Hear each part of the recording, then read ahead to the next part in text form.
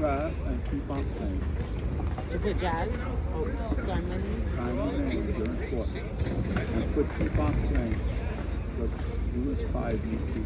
And I appreciate so much that you have a belief in me sometimes, you know? Now I'll put a little smiley face. Thank you. I'll see you soon, okay? When it's warm. Love you. Be safe. When it's warm, Don't forget to keep praying. Keep praying.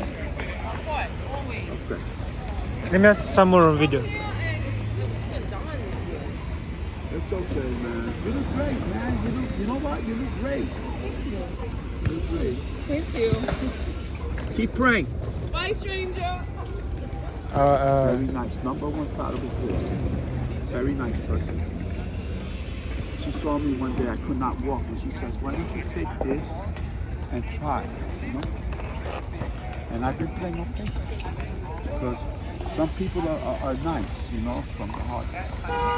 I have some questions about handball injuries and how to avoid them. Like the rotator cuff. If you want to avoid injuries, you definitely must stretch. Before every game, you gotta go somewhere, sit alone, nobody's bothering you. Do a couple of either yoga or very, very slow stretching. Very slow, no jumping. And you should take glucosamine because it lubricates the joints in your body when you bend like that. Handball is one activity. Handball is one form of exercise. But if you keep playing handball all the time, you're not going to progress. Your body's not going to progress in a different way. So you should do a little bit of jumping rope, maybe a little jogging. Not hard, no stress on the body.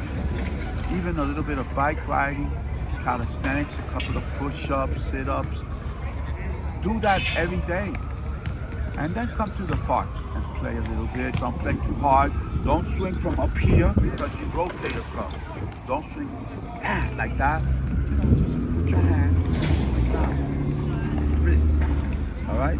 Like that instead of like that. You understand? Because that's injury in the rotator. When you're running, make sure your shoes are tied right.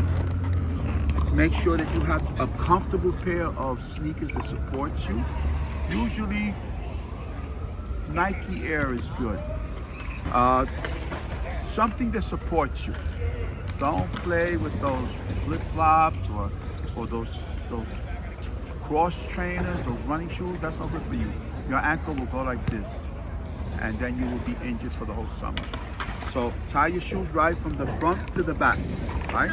Wear the good socks, cotton socks, because if you wear the rayon or nylon or polyester, they slip and create friction inside your feet, causing you blisters.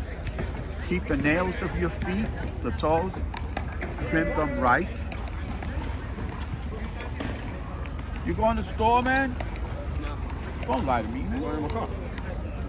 Go to the store, bring me soda, man. Orange, in a bottle. Anything like that, yeah, orange. You want something to drink?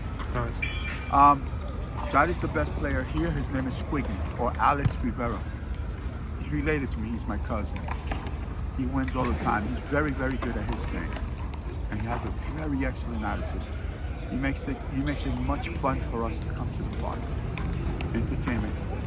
So keep your toes, your feet clean, the nails cut right, not too hard, and wear the right socks. They're mostly cotton, so you don't create friction and cause blisters, right? Always wear, if you have shorts on, make sure that your underclothes, your underwears are snug. Not tight, not loose, but snug. So when you're moving, you don't hurt yourself, especially a man. And the shorts, this is good, comfortable, you know, something comfortable. The t-shirt, you can wear whatever you want, but the whole thing is be comfortable, so you don't have to think about that when you're playing. That's what it causes injuries. Be mindful. Short line, the long line, if you step on that, be mindful. If you can twist your leg on that, like the lady that was just here talking to me, she has an injury right now. She's working with an injury. I had a bad injury because I stepped on the short line one day, and my leg, and I fractured the corner of my foot for a year. So, what other questions you have? Drink a lot of water. Well, for the international status of the game, how do players should behave? Oh my God. Uh, That's the reason why we don't have international tournaments and Olympic people looking at this. When you play any sport at all, it doesn't matter what, you have to have respect for yourself first. Don't go screaming, chanting, cursing, and don't bother the refs, because the refs, a lot of them do it for no money. So, and refs are only a human, so they can make mistakes. All right? You must respect the refs and the head ref's calls. The guy that's directing the tournament, if you know you're given a set of rules that say no cursing, screaming, or no, no carrying on, where you make yourself look bad and the game look bad, you have to have a lot of respect for yourself. Act professional, you know. If you want to even be more professional, do what Joe Durso used to do. And Albert Apuzzi, they would wear a nice yellow shirt with little sleeves, shorts, nice wide shorts with maybe trimmings and match. They always look the part. You must look the part. Tennis players look professional, and they have sponsors. Handball players can do the same, but it starts with the individual. You must first carry yourself like you are important, like you want to be sponsored. You want to get paid? You're not going to get paid if you're cursing and screaming at people or threatening people. You're not going to get paid. You want people to look at you and say, man, I want him representing my company. I'm going to give him one of my shirts with my logo. And then, from there on, it begins. Respect for yourself first. And then, of course, the people that you're involved with, the reps and everything. There's a problem with these t-shirts that they are made out of nylon, all of these handball t-shirts, and you cannot wear and people just go naked in the tournaments. And what is the importance of wearing something out there? When you're in a tournament, everybody's going to look at you. If you're given a shirt, you should wear the shirt. If that's what you mean, right? You should wear the shirt because the shirt is representing the people who are sponsoring you or holding this tournament. If you take off your shirt, that means you don't care. Wear a shirt. Bring more than one shirt. If your shirt gets wet, replace it. Go time out, put another shirt on. You know, look professional. How do we get more players into the game, younger generation? Into the game? Yes, sir. You have to give clinics. All right. You have to pick the right people. Right? And then those people have to get paid to give clinics because that's going to take time, you know? Let's say, for example, I was coaching a high school team. I had 15 kids. I was only allowed 10, but I took 15, right? I asked a lot of the best players in the country to come visit me because I knew them, to give clinic to my kids. Dave Rojas was beautiful. He came down there, he wanted no money. No money. He came down there and from his heart, Dave Rojas made my children want to play even more, continue to play. He made them feel very important. He's a great, he gives good clinics, this guy. He's fantastic. Dave Rojas, I recommend him to anybody. Not everybody is good like that, but he is one. You have to have the right people to come and talk to the kids. I used to take the 7- and 8-year-old kids at one of the schools in Greenpoint, and with the parents, take them to McCarrion Park and teach them how to throw the ball and hit it like that. Every weekend we was doing that. All right. Some of those kids are playing now, 26 years old, 25 years old. All right. I've been interviewed many times, and I always say the same thing: respect yourself, respect the coordinators and the refs. Right. But and carry yourself like you want to be seen in a good way. You don't want people to say, oh, this guy's screaming and cursing at the other opponents and at the people, and you don't want that.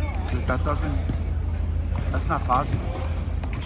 How would you like to see the top players behaving and representing the They sport? got to go through some kind of, not all the top players, but most of the top players, they have to have some anger management training or something. They have to sit down because these guys are so athletic. these fantastic players like Tavo, Taiwan, Timbo, Kadim, Vito. These guys are phenomenal athletes. But Chio, who was like my favorite player, all together must become united and act one way. Standard, discipline, no screaming, cursing, no acting up, because if you do that, children will watch and children will say, hey, he said it, I couldn't say it because I'm going to be like him. That's not good. A lot of children, they're trying to get into this game because this game is free. All you need is a pair of sneakers, a ball. You know, you don't even need gloves, you just play. You know, and it draws a lot of people and it becomes very addictive. But you need to behave a certain way. Me, when I had tournaments, I'm telling you right now, you can ask these guys how strict I was. I tell you, be there at 10 o'clock. If you're not there at 10 o'clock, you are not playing. I told my brother, you can't play. I told some of my good friends, you can't play. I've thrown people out of my tournaments because they scream and curse at the opponent. They say some vulgar, horrible things. I said, wait a minute. I said, that's not how you act here. You're gonna act like that. This is my tournament, my way. You're out. Do they want to fight? Yeah, they want to fight. They want to get crazy and scream, and I'll fight you back. And then I had a lot of people that were, you know, good and bad people that were with me. So thank God nothing ever happened. Only had one incident. Get out. When you get out, he said out. He pulled out a blunt like this and started smoking it. You have 30 police officers there. You have people from the mayor's office there. You have people from politics, and you have parents. And you're gonna sit there, and he's over there right now. I could tell you who it is, but I don't want to say his name because I love the guy. But he pulled out a blunt this big, opened it up, and then he started smoking it like this, like he was Scarface, you know, Al Pacino. You know what, man? One of my best, closest friends, Carlos Centeno, came over to me and said, that's not good look for you, what you're doing. So I went over and I told him, didn't I tell you not to do it? Get out. Just get out. Don't talk, get out. And he left nicely. Did he ever do it again? He never did it again. Not in my places, not in my tournaments. You have to set a standard. You have to stand strong. You might have to fight. And back then in them days, I'd be the one you want to fight. Because I would not stand down. Now I'm old man, so 71 tournaments, thank God, it went good. Everybody's okay. So, You said you had a marathon tournament and you zipped 11 people in a row. 11. How do you zip On somebody? Humboldt. How? How? I could show you the ball. One of the kids that I show how to make it, he's got one now. I used to drop the ball, hit it, turn my hand the other way, and the ball would go that way, come back to me on the floor. This short over the short one. This much. Everybody see look at the video that I'm playing on Buddy. It's on YouTube, Raul vs. Buddy. That's the serve almost everybody had, especially the ancient markets. But mine was a little different because I was in very good condition and I hit it very hard. And I should flick my wrist, you know. A lot of people are different. I practiced a lot by myself. When you practice, what have you practiced to develop your backhand? Like some weird practices you have done. Well, if you stand on the long line, throw the ball up, the ball's coming this low, you hit it without making a sound. See, this is sound. This is not. You hear the difference? See that? So from the long line, scoop it to the court as low as possible, 10 times with each hand. And do that like for about anywhere from half an hour to an hour. You become consistent. And when the ball's up in the air, you don't have to look at the ball, you're looking at the opponent, where he's at, because you already know how when it comes here, you know. But you have to see, you never seen those games that I have? Oh, Raul vs. Buddy, okay? Yes, sir. But the day I played that one tournament, they never had it again because it was very, very stressful. 37 or 36 people participated. Started at 9 a.m. and at 8 o'clock we finished at night. And I was in conditioning. I was a runner. I ran for a team. those guys are not in good condition. 4 or 5 games, the next guy. The next guy, he won, I think, 8 games in a row, and then that was it. And it was me with 35. I slept for 2 days. After that, in my house, I didn't come outside. So, You won 31 games that day. 35. 35. Straight. One break at lunchtime, go get something to eat, and at 3 o'clock another break. And then you have to keep playing. It was a lot of fun. I was very tired at the end of the day. I couldn't even talk. I just wanted to go home. It's a record. All right, what do we do this year? What do you think we could do this year to get this started, to get the fire started? Let's go talk to Rich Hall. All right? Let me bring you into this. You guys talk. Your idea is his idea. He's a good guy. He's trying to do something. Okay? Maybe you could do this big game that you're going to do. It has exhibition on June 8th. June 8th. That's a Saturday. I will be narrating it. He's going to have it in a private court down there on Cherry Street. And he's going to film. And you can film. And you can collaborate together. And you can start that way. See how you do. Thank you very much, sir. No problem. Let's go talk to Richie.